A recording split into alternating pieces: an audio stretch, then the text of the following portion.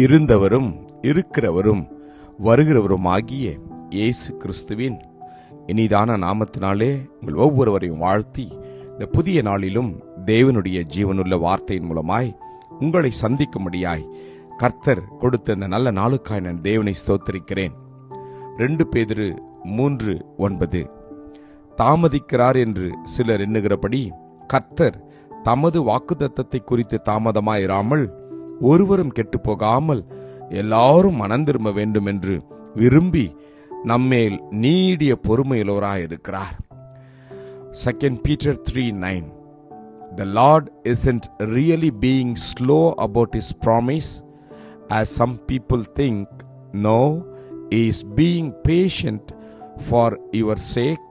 He does not want anyone to be destroyed but wants everyone to repent. Amen. கர்த்தருடைய நாமம் மகிமைப்படுவதாக. நீங்களும் நானும் ஒவ்வொருவரும் மனம் திரும்ப வேண்டும் என்று கர்த்தர் பொறுமையோடு காத்திருக்கிறார். அநேகர் நினைப்பது போல இயேசு கிறிஸ்து மீண்டும் வருவார் என்கிற வார்த்தை இன்னும் அது வாக்குத்தத்தமாகவே இருக்கின்றதே, இன்னும் அது நிறைவேறப்படவில்லையே என்று எல்லோரும் நினைக்கின்றோம்.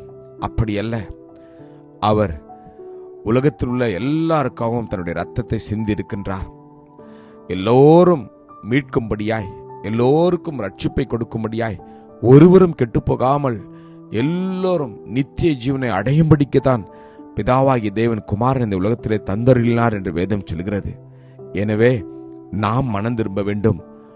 காலம் சமீபமாக இருக்கிறபடினாலே மனம் திரும்ப வேண்டும் என்று வேதம் சொல்கின்றது.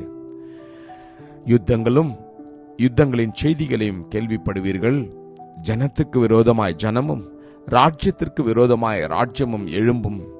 பஞ்சங்களும் கொள்ளை நோய்களும் பூமி அதிர்ச்சிகளும் பல இடங்களில் உண்டாகும். இன்னும் அநேக விதமான எச்சரிப்புகளை புதிய ஏற்பாட்டில் நாம் வாசிக்கிறோம். இப்படி நடக்கின்ற போது நாம் ஒன்றை புரிந்து கொள்ள வேண்டும்.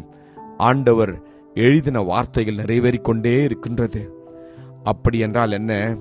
அவர் சொன்ன எல்லா வார்த்தைகளும் நிறைவேறி விட்டது. ஒன்றே ஒன்று தான் இன்னும் நிறைவேற வேண்டும். அது என்ன? அவருடைய வருகை. ஆம், அந்த வருகைக்காய் நீங்களும் நானும் என்ன செய்ய வேண்டும்? நம்முடைய இருதயத்தை இயேசுவுக்கு நாம் கொடுக்க வேண்டும். ஆம், ஒவ்வொருவரும் மனம் திரும்ப வேண்டும் என்று கர்த்தர் விரும்புகின்றார். இந்த மனம் திரும்புதல் நமக்கு கட்டளையாக கொடுக்கப்பட்டிருக்கிறது. அப்போஸ்தலர் 17:30 நாம் வாசிக்கிறோம். அறியாமையுள்ள காலங்களை தேவன் காணாதவர் போல் இருந்தார். இப்பொழுதோ மனம் திரும்ப வேண்டும் என்று எங்கும் உள்ள மனுஷர் எல்லாருக்கும் கட்டளையிடுகிறார் என்று.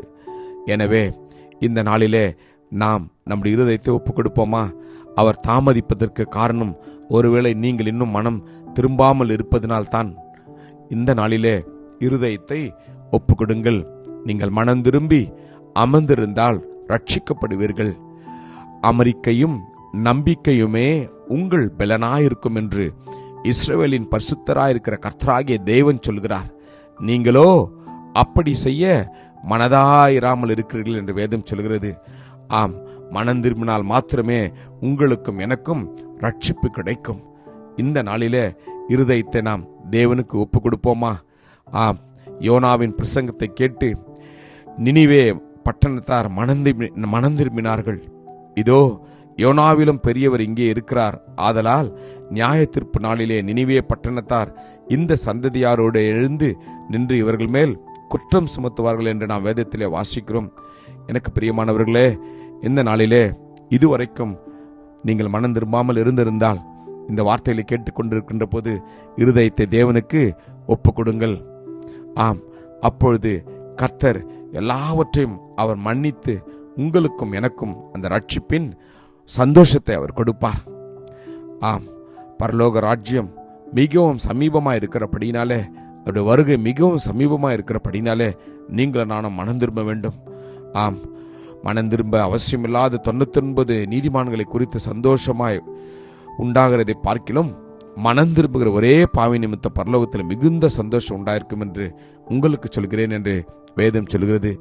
இந்த நாளிலே நீங்கள் மனம் திரும்புகின்ற போது பரலோகத்திலே மிகுந்த சந்தோஷம் உண்டாயிருக்கும். அர்ப்பணிப்பீர்களா? தேவனுடைய ராஜ்யம் சமீபமாக இருக்கிறது. எனவே நம்மை நாம் அர்ப்பணிப்போம். கிருபையும் இரக்கம் நிறைந்த நல்ல தகப்பனே, இந்த நல்ல நாளுக்காக உமக்கு நன்றி அப்பா. தகப்பனே, இந்த வார்த்தைகளை கேட்டு தன்னுடைய இருதயங்களை ஒப்பு கொடுத்த ஒவ்வொருவருக்கும் ஆண்டவரே இந்த ரட்சிப்பின் சந்தோஷத்தை நீர் கொடுக்கும்படியாக நாங்கள் வேண்டுகிறோம் அப்பா. மனம் திரும்பி சுவிசேஷத்தை விசுவாசிக்கிற ஒவ்வொருவரையும் நீ ரட்சித்ததற்காக உமக்கு நன்றி. ஆசீர்வதியும். இயேசுவின் மூலம் ஜெபிக்கிறோம் ஜீவனுள்ள நல்ல தகப்பனே. ஆமேன். God bless you. Jesus loves you. Amen.